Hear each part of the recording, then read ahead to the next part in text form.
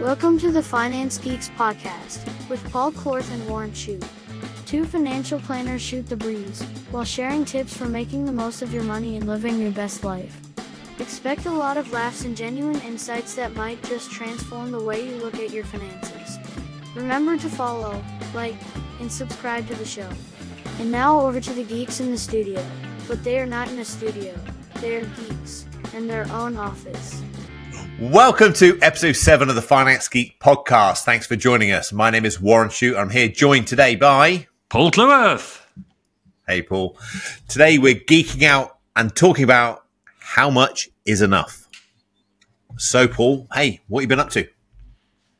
I've been to Cornwall on holiday recently. Yeah, last week it was Easter break for the kids. They got 2 weeks off, so my wife's still thinking of things to do with them this week. She took them to what's it called? Something Ninja, American Ninja or Ninja. It's one of those parks where you go and you jump over, like trampolines and yeah, all of that. And so they went been to Watford with their friends today to do that. Cool. But last week we went to we stayed near Penzance in Pras Sands, and it's an Airbnb, and we took the in-laws, took the dog. Had a bit of terrible weather 2/3 of the time, but made do. I think the English. You what's that? You should have bumped into Pete Matthews, going to give him a knock on the door. I actually went to his office, to Jackson's, and Nice. there was no one in because I think it was a weekend. But I took a selfie outside his office. Did you post it to him? No, I didn't actually. I need to do that. So I saw where his office is, and I walked around Penzance for one of the days. But the best day was St Ives, where we had sunny weather. We went on the beach, and then one day we went to Falmouth to Pendennis Castle and English Heritage Place, and yeah, that was tremendous. Fish and chips on the beach?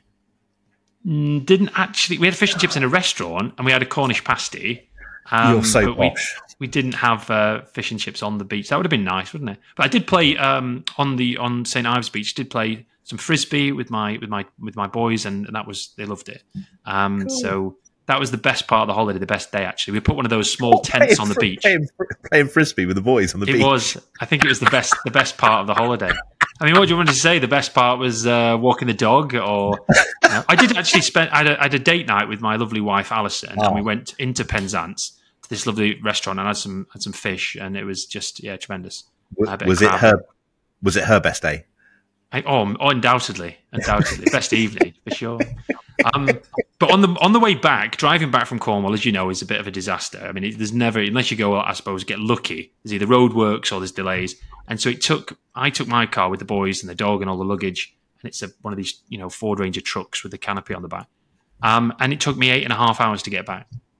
And it took Alison 11.5 hours because she had a blowout going 60 miles an hour in her Tesla, and the rear wheel just evaporated. And she managed to maneuver to the hard shoulder, call the AA, and I helped my son direct her to a tyre place and got the tyres fixed up. Then she had to drive her folks back to Wales, to Griffithstown near Pontypool, and then drove home. So 11.5 hours. So that rounded off the holiday quite nicely. Did you have a gin and tonic waiting for her when she walked in the door? I think I did, from memory. Yeah, she just wanted to go to sleep. It was just such a long day. She did. Yeah, wake up. The day's going to be over. Tomorrow's another day. Let's just you always have those days. Everyone has those days. But you do. It's okay after the blowout. Yeah, I'm pleased. I mean, it's I'm actually had a fun time buying 6 new tyres this week from a website called My Tyres. Just because the tyres on the Tesla are a bit old, and I wanted to put some better quality ones on, some all-weather ones on, some ones that last longer, and safety first. So I've done that, and I've got another 2 for my truck where they're just they're a bit low. But I got a company that comes around the house and puts them on. So fascinating stuff. Yeah. Safety first. Yeah. What about you? What have you been up to, Mr. Shute, this last week or I had two? 2 weeks. Yeah, I had 2 weeks off Easter. We didn't go away anywhere. We stayed at home. I'm very lucky. I love my home and I love the area we live in. And Easter's my favorite time of year. So just 2 weeks off, took it easy. Went out for dinner every day. My wife, I said, let's just sort of pretend we're on holiday. So we took trips to Bath. We lived near Cotswolds, in the Cotswolds, near Cirencester. So went off to Bath for a day, went into Cirencester and did a few trips. Went into London. I know where you live. I've been to your house. Yeah. I know you do, but I'm just explaining for the listeners. They're like, well, where does he live? Who likes living where he lives? But yeah, it's good. I tell you what, I had the most amazing fish and chips in a restaurant in Cirencester. Yeah, Malt and Anchor it was called, and never been there before. I've lived here for donkey's years. What was good about it? What was so great about these fish and chips? The size? It wasn't, no, it wasn't oily, it wasn't greasy, very light batter, and it was just extremely tasty. I don't know whether I was very hungry or what, but it was very good. Well, food tastes better when you're hungry. If you're absolutely famished, things taste better. And if you're really, really tired, sleep is better. You'll have the best night's sleep after you're really tired. So it's that perception, isn't it, of what's good and what's the best. And yeah. But anyway, they're very tasty. I had a great time. It was nice. And we also played paddleball, which is the first time I played it and absolutely loved it. I'm hooked. So you're an expert now. Even I couldn't push myself to say an expert, but really like it. It's basically tennis in a squash court with. I was going to say it's a cross, isn't it, between them? Yeah, swing ball rackets and stuff. And played with my son on the first day, loved it. Took the family, Nikki and Bella, back and played the second day with them and really enjoyed it. But we'll definitely. So it's for people that are not fit enough for tennis or squash. Yeah. It's exactly that, yeah. Got it. I fit straight in. Yes, very good, very good. And you said earlier on that when we were just prior to us starting the podcast, that you've been overindulging, eating too much. Yeah, have you been keeping up the fizz? It's the 2 weeks off the diet. It done what I want, everything else. But then Monday straight back on it. So been in the gym, working out and feeling. But the irony is, you feel so much better when you eat better, don't you? You feel better, eat better, work out and stuff like that. You feel much better and head's clear. But yeah, it's nice to have those breaks. I think you appreciate things more. If everything's the same all the time, you don't really appreciate it. So it's nice to have that bit of variety. Yeah, definitely. So,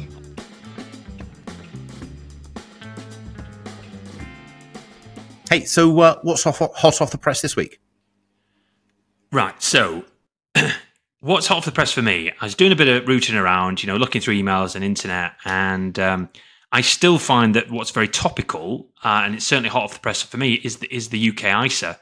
There's been articles recently by AJ Bell, and they're not the first to write about this, but to talk about the fact that even if everybody in the UK pays £5,000, which is it's not even come into the law yet, but if they do into this new ISA that invests in the UK economy, that it'll only really bring in about 2 to 3 billion, which in the grand scheme of things is not a lot, and that assumes everyone does. So I got a couple of stats on here which I thought was interesting. That this is according to AJ Bell, that adult ISA owners or investors own £750 billion worth of ISAs in the UK. Wow. And of that, 456 billion are stocks and shares ISAs and 285 billion are cash ISAs.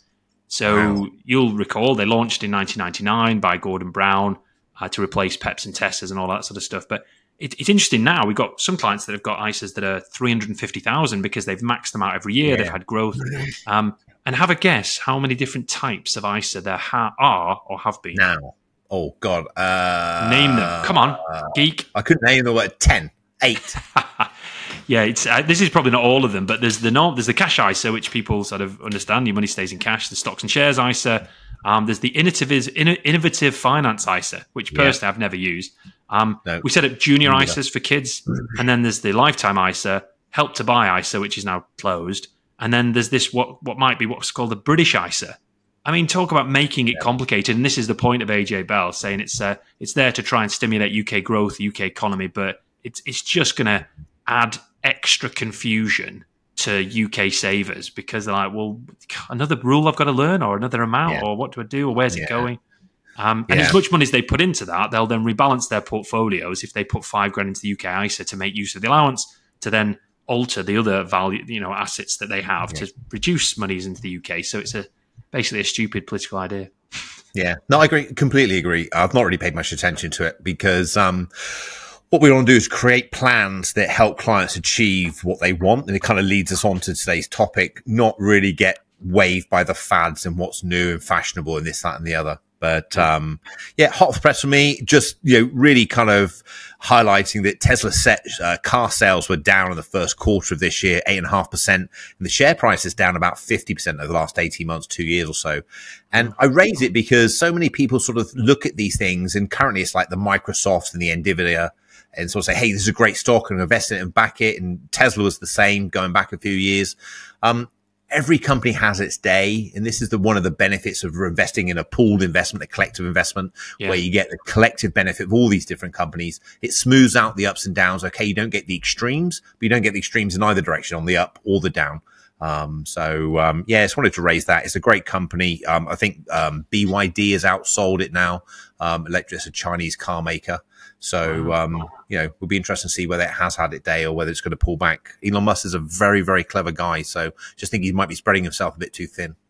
Yeah, maybe. Do you know, another thing that's sort of hot off the press with myself that I've been paying attention to, that's just, perhaps it's because of I've got children that are 12 and 9. There was a podcast I listened to recently, besides, the Finance Geeks podcast. And it's by Chris Williamson. He's got a podcast called Modern Wisdom, and in it, in episode 766, so we've done 7. He's done 766. He's a bit more adept at doing them than perhaps we are.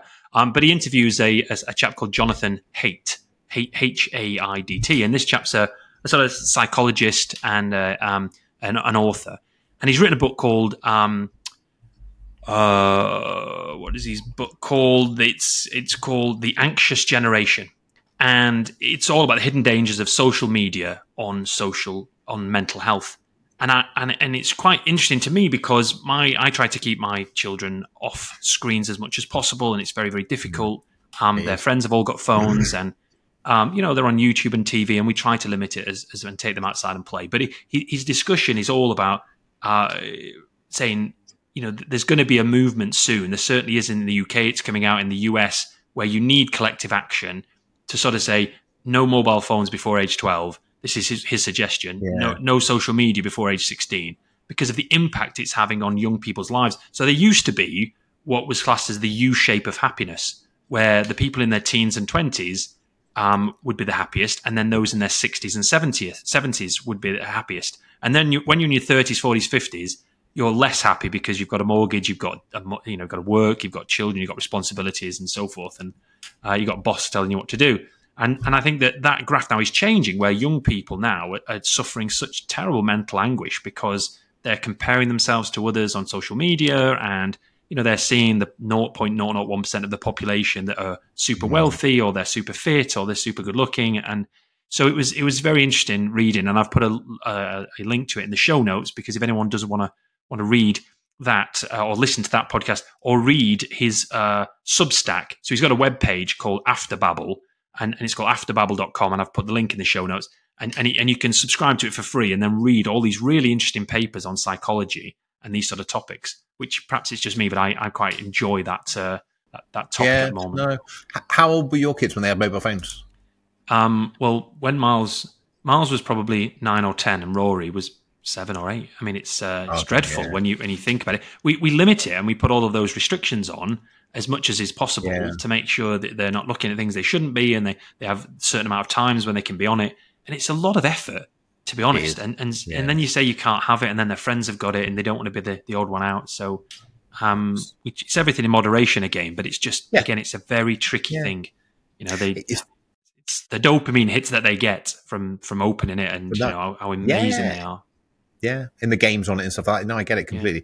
Interesting you mentioned Chris Williamson podcast. Yeah, I've actually never listened to it, but Lewis in my office this week, we were having a meeting, having a chat, and he said a quote from Chris Williamson, which I really loved. He said, "The skills that will get you from 0 to 60 are not the same skills that will get you from 60 to 100. And I was like, I like that a lot. I've written it down. The skills that get you from 0 to 60 are not the same that get you from 60 to 100. Because it's adapting. We've got to improve. We've got to change as individuals and keep progressing. So, I like that as well. And a lot of our clients, and yours and mine, will be in their late 50s and 60s. A lot of what we do is help people in the retirement years and to transition from working to not working. And it's that subject matter that I really find interesting and trying to constantly improve upon. To say, well, what is the answer? How do you, transition? And I think that leads quite nicely into our focal point, this whole concept of how much is enough, because it changes over time, doesn't it? Should we go into focal point in a minute? All right now?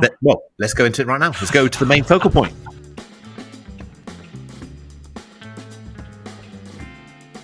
Why don't you kick off and you tell me when you hear the question, how much is enough? What is it that you think about, and how would you address that concept with your clients or our listeners?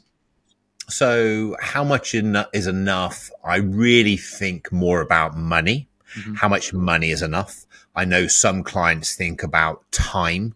And when I talk about retirement, I know it's a loose term we don't like to use necessarily, but when we talk about retirement with clients, I often say to them, when you think about retirement, do you think about an amount of money or do you think about a time? And I think people have this judgment of, what is it? Is it, well, okay, when I get to 65, that's when I'm going to have enough and retire. Or when I get £1 million, that's when I'm going to have enough and I'm going to retire. So how much is enough is kind of linked to, what is it? And I think, but primarily most people will link it to financial and saying, how much money is enough? And it's something that, arguably we all battle with. We grow our businesses, and it's something that I push against because my business and your business too, and most businesses naturally grow. You're decent at what you do. You do the right thing for people. You say what you're going to do and then fulfill it, and you grow. But then actually you find that you're being pushed away from doing the thing that you love, financial planning, meeting clients, to actually becoming a manager and an owner and a director of a company, that looking after staff and such like. And I have to resist that and push back on it because I love the face-to-face and the call with the client doing the financial planning side. The directorship, the management of the company is something I have to do to make sure I get that. So how much is enough is monetary, so in your bank, but almost like, well, actually is a revenue of a business. Have I got enough? Am I at the area that's enough for me to meet my clients' desires and what I want, kind of thing? But having clarity, knowing that yourself, I think I have a phrase, clarity is power. When you know what it is you want, and for me, I think it's important that it's written down, because we change how we feel based on our emotions. So you're in a great mood. You've got a bit of exercise inside you. You're great hydrated. You've got some energy. You're feeling great. You're going to make different decisions on that day than the day that you've just woken up after you make stag do. You've had half an hour's sleep and you've had a load of sugar inside your belly and you're not actually making great decisions. So having things written down and clarified for you, and I think it's what a financial planner does really well for you, is writing these things down, your goals and your outcomes, and having clarity of what it is you want, and holding yourself to. Yeah. So, knowing your outcome is really, really important to me. What is it you want? How much is enough for you in monetary terms? And so hang on, doesn't it surely depend on what someone's position is right now? Because, your aspirations and your sort of expectations play a big part in answering that question, how much is enough? So if you're earning £50,000 or £500,000 a year, the how much is enough is going to differ, in terms of how much money I need for the rest of my life. So that's the monetary question, isn't it? How much money do I need for the rest of my life? And there's been, lots of books written on this. And one in, a couple in particular, I know that you're going to mention one book, Paul Armison's book on how much money do you need for the rest of your life. I've read it. It's okay. It answers in sort of 300 pages what you could probably answer a lot quicker in my mind. And I think what I'm going to try and do today, which he does mention in the book, and it mentions in a few others, is try to work out what the formula is, and in brief, for calculating that number on a monetary basis. Yeah, I think we're happiest as individuals when our values are met. When we know what we're going towards, we have an element of certainty. So if we're living towards our values, meeting our values, and we have an image of the future and we're working towards it, we have an element of certainty, not absolute certainty, because that becomes boredom, but we have an element of certainty that we're going to achieve it, then we're generally happy. Now, monetary wise, that can vary. And I think it flexes for individuals. I'll have younger clients who've got big financial aspirations, and that's really important to them. And I'll challenge them on it. I'll say, why do you want to get 10 million? Why do you want to get 5 million? What does that figure give you? What is it? Is it well, if you're chasing money, it's never going to be enough, is it? If you're chasing, a bigger house and a bigger car and a more expensive car and a bigger amount of money and a bigger pension, if it's only financial, it'll never be enough. And you talked there about happiness, and one of the things that Morgan Housel says is happiness is a loving family. It's health, it's friendship, it's getting 8 hours of sleep, it's having well-balanced children, it's being part of something bigger than yourself. And you don't necessarily need all the money in the world to achieve those things. Yeah, but I'll jump in there. That's Morgan Housel's values. That's what's important to him. It's not for him to tell us, our listeners, what makes them happy. Completely, and I think that's the thing, isn't it? When you read a book or you listen to this, you still should use it to form your own decisions, your own opinions, definitely. And decide what is it that's most important to me and what brings me happiness and so forth. But this concept of enough, let's stick with initially with the monetary answer, and I think we'll get onto the psychological answer as well.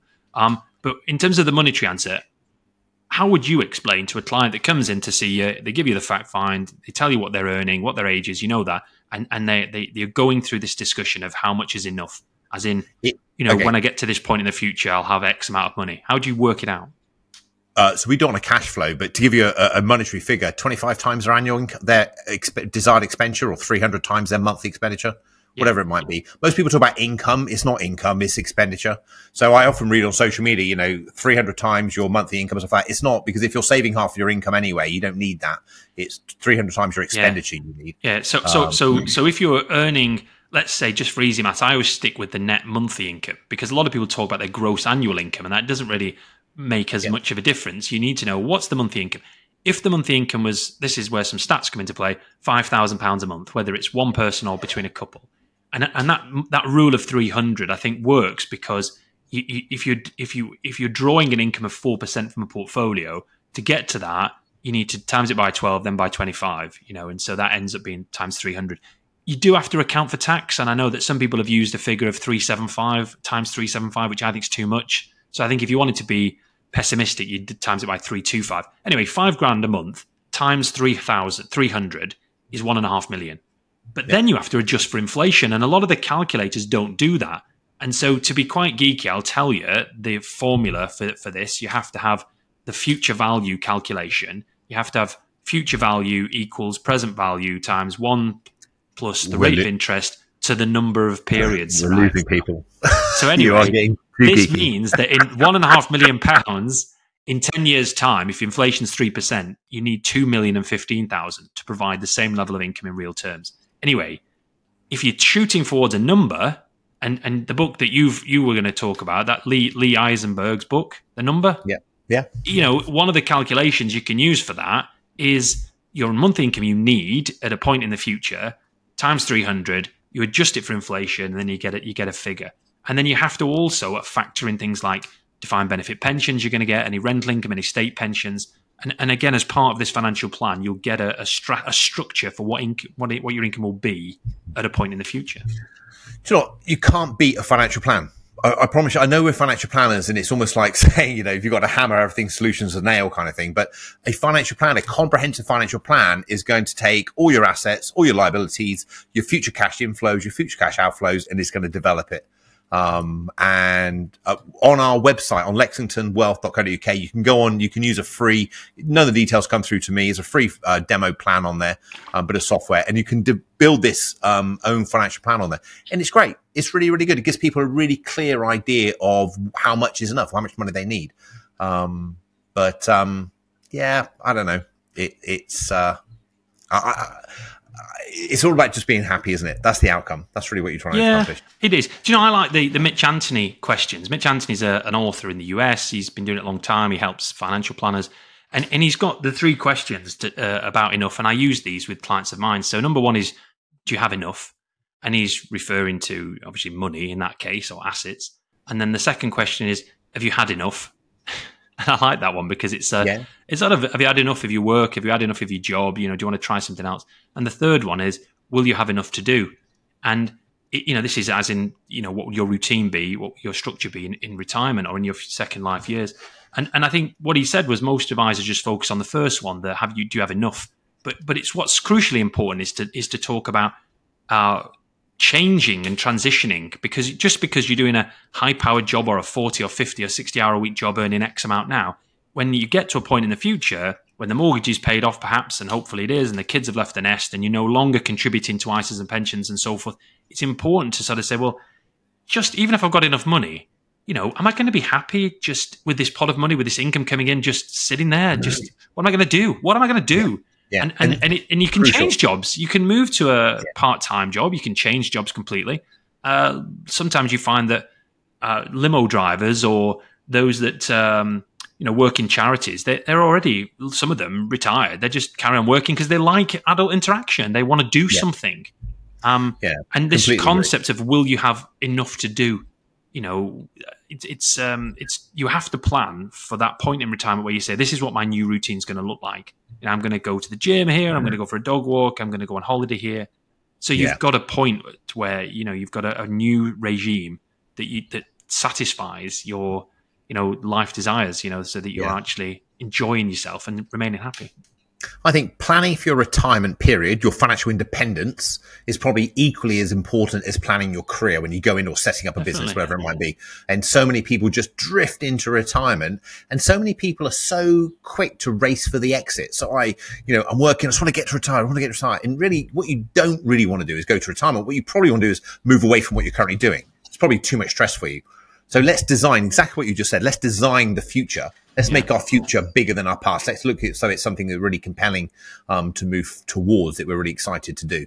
No, definitely. This concept of enough as well. One of the things I found fascinating with the Jonathan Haidt podcast with Chris Williamson was they talk about different periods of time, and it's in various books as well. This concept of when was the most fun time, the fairest time, the best time in America? Because a lot of these are American studies. The 1950s is often regarded as a time when everyone was most prosperous and everyone was happiest, and they were the good old times, right? And I found the rationale behind it really interesting.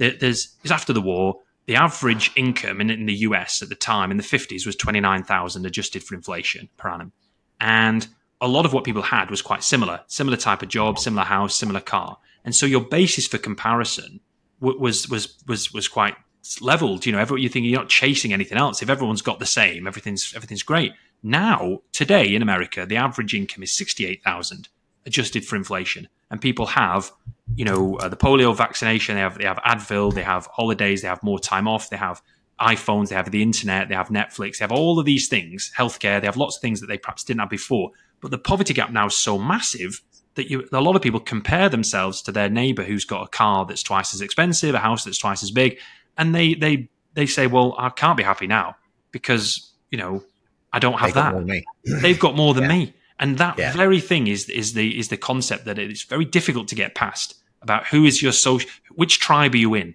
and if you've got lots of tribes that you're in, lots of social circles, and you're comparing yourself to others, you'll never be happy because if you're comparing it on a monetary basis, because it's never enough.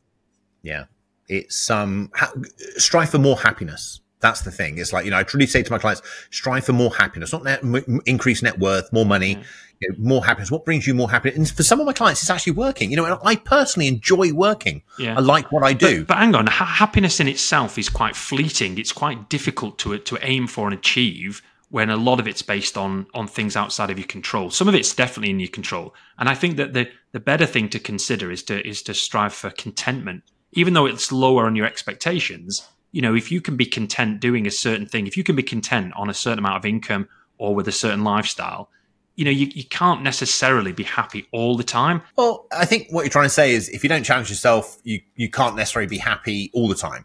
Does that make sense? But what I would probably say is, I got to be honest, I think I'm happy most of the time, but it doesn't mean things go right for me all the time. Things go wrong. I receive bad news. Things happen, but it's how you interpret that information. Yes. What does this mean to me? What does this mean to me? It doesn't mean I'm going to now change my state. I'm going to be unhappy. I kind of give myself a period of time. I'm like, okay, get caught up. Okay, that's enough. That's enough. I'm now going to move on. I'm not going to allow these external environment, these external stimulus to affect my my mood and how I am. But things happen. But going back to the key question is how much is enough? I think it really depends on your lifestyle. I think it depends on what your outcomes are. But to calculate it, we've said 300 times your monthly expenditure is a good idea. So if you want to £1,000 a month, for example, £300,000 should be a big enough pot to provide you the income you need for the rest of your life without worrying about things too much, as long as the money's invested. And we can go on. We'll probably do another podcast on that another time, because there's loads of challenges around whether the 4% rule is the right amount of money and rate of income and everything else. But is a good rule of thumb. But that's sort of like at a basic level. But what I'd really encourage your listeners to do is, look, if you're really considering this, look at a financial plan. Go and see a financial planner. Get your information into the tool, develop a financial plan, because what a financial plan can do is it can look at inflows and outflows of money throughout your life. It won't be a linear expenditure, so it can cater for other things. And there's a free tool on my website if you need it. The psychological aspect of how much is enough. There's a book written by Robert and Edward, his son, Skidelsky, and it's called How Much Is Enough, this book, and it's quite long. It's 300 or 400 pages, but in a nutshell, they sort of try and reduce it down to trying to achieve what he classes as the good life. And he says you need 7 things for this. You need good health, you need security, you need respect, you need personality, you need harmony with nature, you need friendship, and you need leisure. And he goes in to explain what all of those things mean, but it's trying to say that you need a certain element of all of these things to live your very best life. And again, take happiness away for a second, but to actually get to this point where you feel that enough's enough. Because when I was addressing the question initially and saying that there's a monetary answer and there's a psychological answer, the psychological answer is to ask yourself things like, well, how much is enough freedom? How much is enough equality? How much is enough care, compassion, empathy? How much is enough independence or patience or kindness? And then how many are enough followers online? How many likes are enough? Because you can discuss the concept of how much money you need, how much wealth, how much property, how much profit, how much power.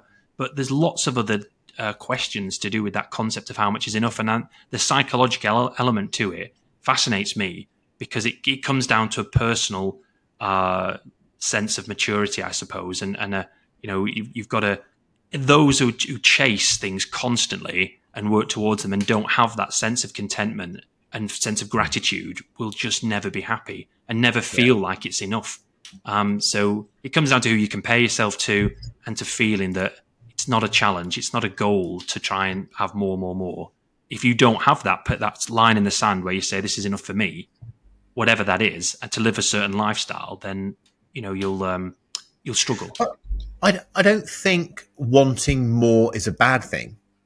I don't, to strive for more, whether it's more money, to be fitter, to give more, whatever it might be. I think that's absolutely fine. But I do also agree with you having this contentment, being appreciated where you are now. But where you are right now, I'm happy. It's great. It doesn't mean I don't want to grow and be more, because I can. I think everything in life is growing or it's dying. Your business is either growing or it's going backwards. And as individuals, we need to be learning more and stay on the top of our game. It's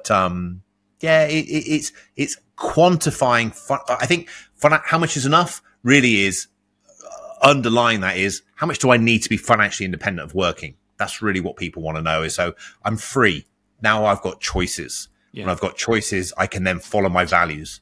Yeah. But when you know what the goal is, you to a large extent you've got to be prepared to alter the goalposts and to live within your means and to review matters every 6 months and to make sure that you're not going to run out of money.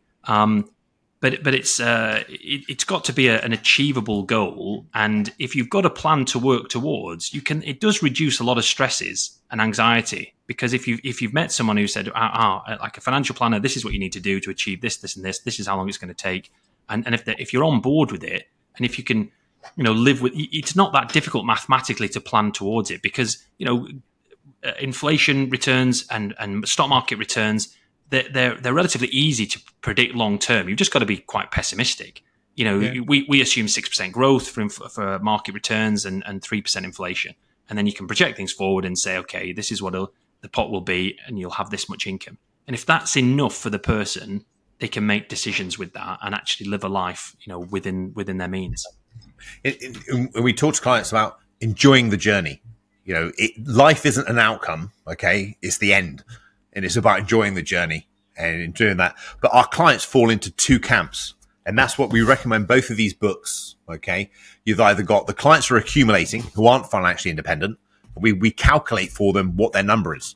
So we say, okay, let's turn off all earned income. Let's leave your investments and stuff as they are. How much money would you need today to be financially independent? And that's a really nice eye opener. So a client comes to you, they might be employed, they might be just starting out in their career. And we say, okay, look, no more income going forward. How much, if you won the lottery yesterday or come into an inheritance or you sold your business, how much do you need?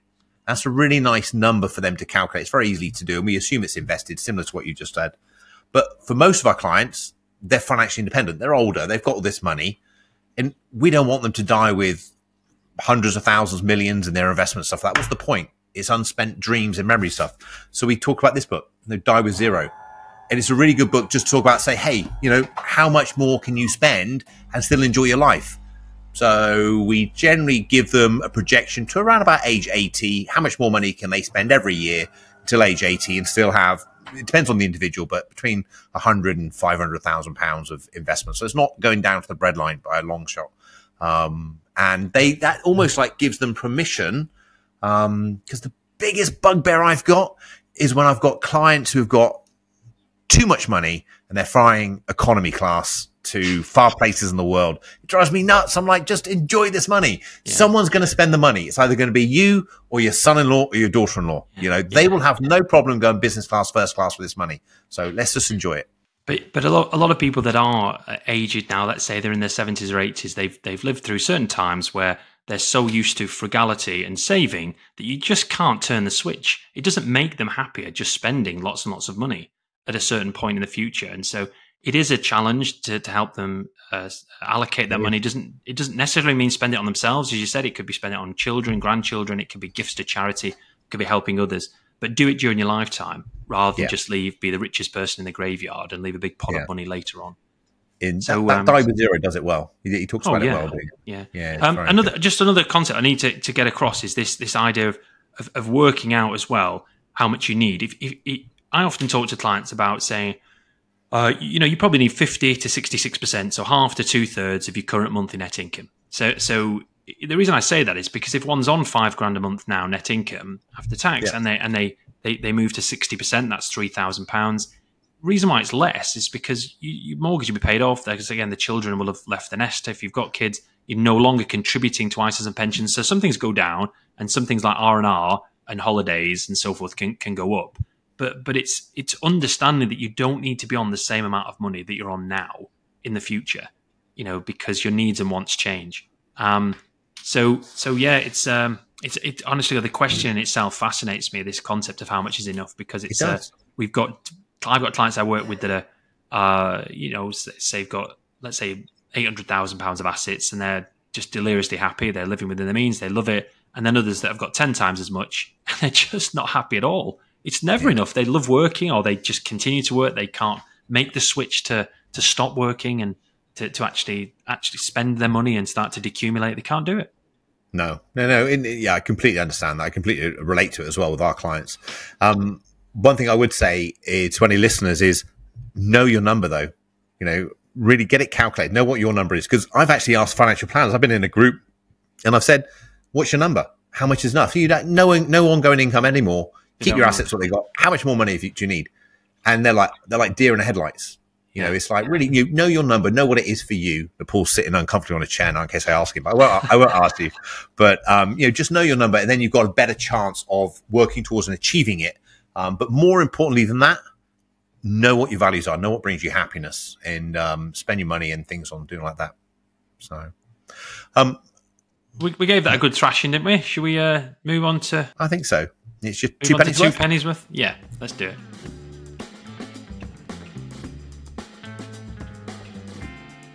Let me kick off. So I've sort of touched on them already. So my books, very briefly, are these two this week, and this episode, I would highly, highly, highly recommend both of them. I think they're absolutely fantastic. Just say what they are again.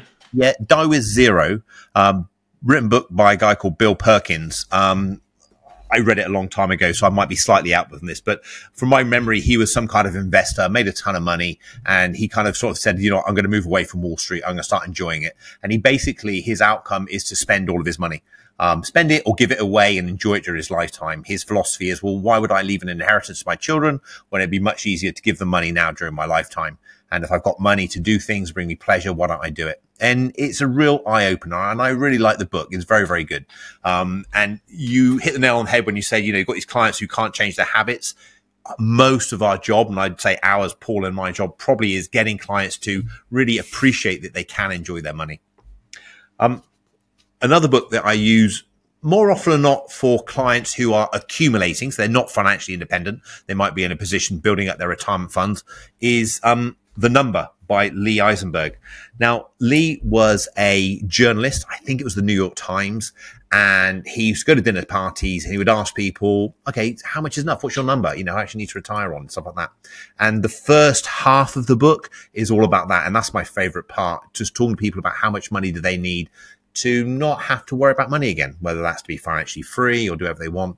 And to know that number in your own mind is really, really powerful. You know, I think once you've got it in your head, if you're working towards it, your actions take you towards it more and you're more likely to achieve it. But yeah, The Number by Lee Eisenberg is a fantastic book, but complete opposite ends of the scale. One is decumulation. I've got so much money, let's go and enjoy it all. And the other one is, okay, I need to accumulate it, what it is. But that sweet spot in the middle between accumulation and decumulation is where I think we add most of our value, try and get clients to really appreciate what they've got. So yeah. Good. I've got good books. I've got a film for you, but you do something as well. So I've got a couple of things. First is the Aura ring.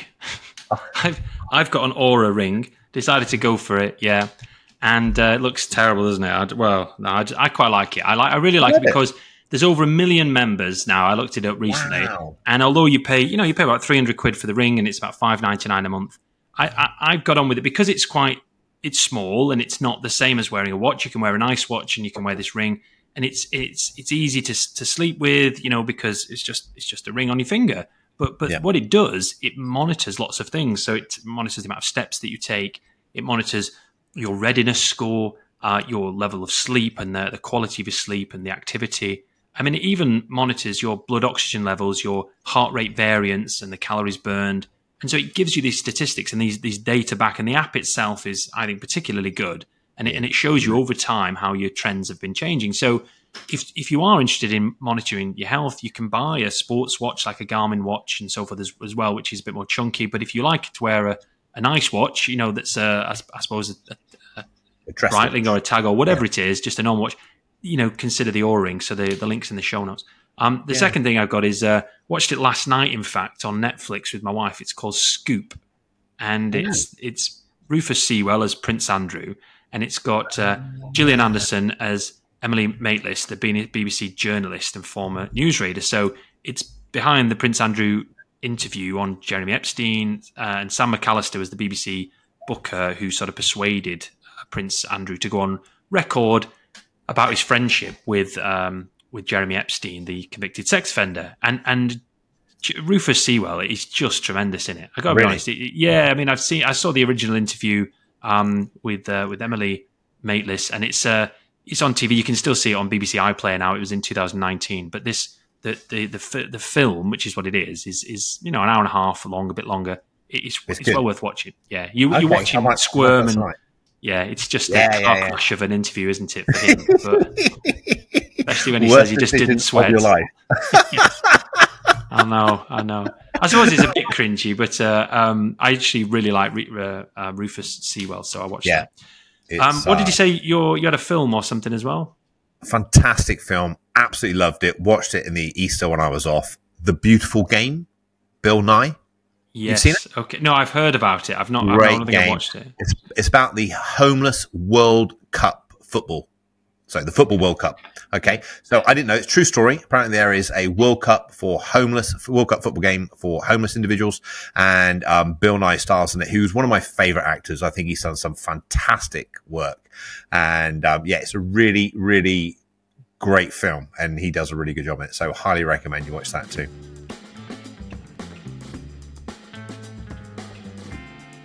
Sticking with the theme today, I'm going to start because you normally have a lot more than I do on this. So I'm going to jump in early and just stick to this. So Here's my quote. John D. Rockefeller, the founder of Standard Oil Company and one of the first billionaires of the United States, was once asked by a reporter, how much money is enough? And he calmly replied, just a little bit more.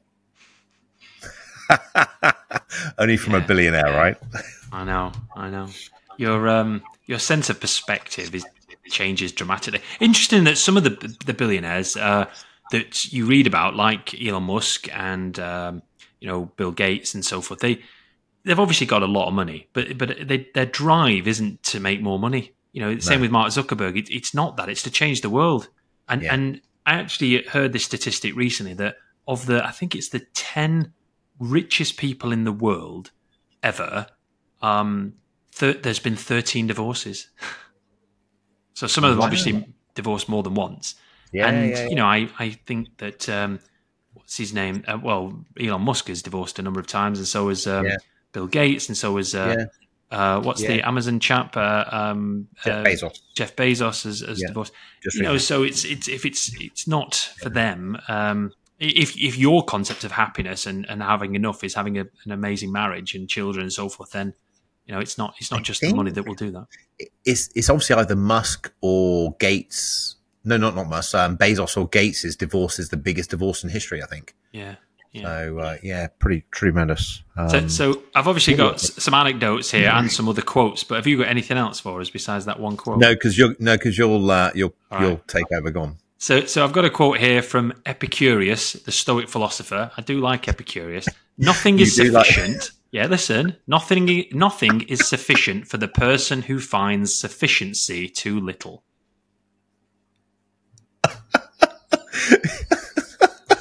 Hey, listen, it's all about enough. What about this one then? This is from a 6th century Chinese philosopher, Lao Tzu. He said, "He who knows enough is enough will always have enough." And I've got another one here. Please keep listening. Stay with us. Be thankful for what you have. If you concentrate on what you don't have, you'll never have enough. I agree with that. And this quote's all about gratitude. And being grateful for what you have. A statistic here, because we are the finance geeks, is that 70% of lottery winners go bust in the first 2 years. And so if it was all about money, and just saying that's great, my life's now changed, I can be happy, I can be delighted. If you have a sudden change in your wealth and you inherit a lot of money or you get an enormous bonus, your parameters, your lifestyle, it just changes so much. Your outlook on life changes so dramatically, and it doesn't necessarily bring happiness. So, as an anecdote, Will Smith, the actor, once said in his biography that when he was poor and depressed, he could dream about a future when he had more money, and the money would make his problems go away. And once he became rich, that optimism and that hope was gone. He had all the money in the world he'd ever need, but he was still depressed, and his life was still filled with problems. So it's not as if money just takes problems away. It doesn't. It just often it just gives you more problems. You buy more stuff, you've got more stuff to repair, more stuff that goes wrong. Yes, it does allow you to arrive in your problems in style, though, right? Come on, let's not be about the bush. What is it? It wasn't Jar Jar Gabor. I'm trying to think. You said about having enough money, just doesn't know where to go shopping. I can't. What was the quote now? Where's that? You said that money's for. What was the quote? I'll come to me in a minute. Anyway, Rick Rubin, this is another quote. He's a record executive and producer in the States. He said, "It's hard to get really depressed until your dreams come true. Once your dreams come true and you realize you feel the same way you did before, you've got a feeling of hopelessness." It's this concept that happiness and money are dramatically linked. They obviously have a great relationship. If you've got more money, enough money to solve issues, solve problems, live a lifestyle you want, that's great. But just vying and just saying, I just need more is not the right answer. I think looking to reduce problems, keeping things simple, remove anxieties, focusing on happiness or contentment. Improving the way in which you manage problems, because I think you'll ever reduce problems or get rid of them, and having a vision bigger than your past. Just have a compelling vision. That's really what you got to do. So compelling vision. Very good. Well, you look pretty happy, Warren. Have you got enough? Is it enough for you at the moment, or do you feel the need to change anything? No, I don't have to work financially, but I love working. Yeah. You know, I love what I do, but I balance it. So I, 6 weeks on, 2 weeks off. I take the 2 weeks off and I just hang out with the family and do stuff. But when I'm working, I'm full on 100%. Yeah, and when I'm off, I'm off. And, it's just, but I explain to my clients, I hope to be doing this when I'm 70 and 75 and stuff like that. Hopefully, when I'm older, because it gives me purpose. It gives me purpose, like communication. I get to talk to people like you. People don't like, it's not they don't like working, they don't like that job. They just got to find the work that they do enjoy. Well, you've got to make your vocation a vacation. That's what they say. Exactly that. That. We call it a wrap for today, or I think we should. Yeah, well done for today. Thanks very much. Go on. No worries. Okay, I think that's a wrap for today. Thanks for joining us. Please like, share, and subscribe to our show. Please leave any comments and questions you have in the box, and we'll make sure we look at them and answer them in a future episode. So see you next time. Bye-bye. Bye now. Thank you for joining us for today's discussion. If you're enjoying this show, please subscribe to our podcast. It's a great way to support us. If you have questions or comments about this podcast or topics you'd like to suggest for the show, please put these in the comments section on YouTube. Remember, if you find yourself humming our theme song for the next week, it's not a sign of brainwashing, it's just a testament to our awesomeness, or possibly a mild earworm. Consult a doctor if symptoms persist. This show is designed to be informational only and does not constitute investment or financial advice. Please contact a regulated financial advisor before taking any specific action.